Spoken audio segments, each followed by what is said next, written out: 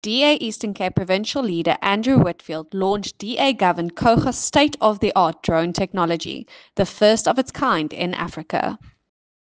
And Coga really does stand out as a municipality that innovates, that stays at the cutting edge of technology in order to fill the gaps that are left behind by a state that is overwhelmed by crime in this particular instance. That we're dealing with crime and safety here, but Coga hasn't sat back on their hands and said, we will work with the police. They've said we will work with the police, but we'll also come to the table by providing resources, skilled law enforcement officers, and making sure that we are also responsive as a municipality. So congratulations to the Coga municipality for always looking for solutions to the problems that exist. Die rede hoekom dit vir ons so belangrik is omdat een van die dinge wat ons regtig hard op fokus is om ons gemeenskap veilig te hou.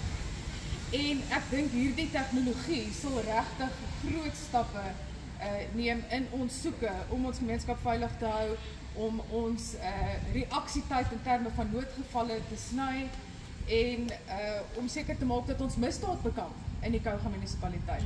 Demonstrating that we are making massive progress as a municipality in terms of fighting crime and making sure that our communities are safe. Because if our communities are safe, it enables an environment where our economy can grow. If our economy grows, then obviously jobs are created and families can have a better life. And that's what we want in Coga municipality.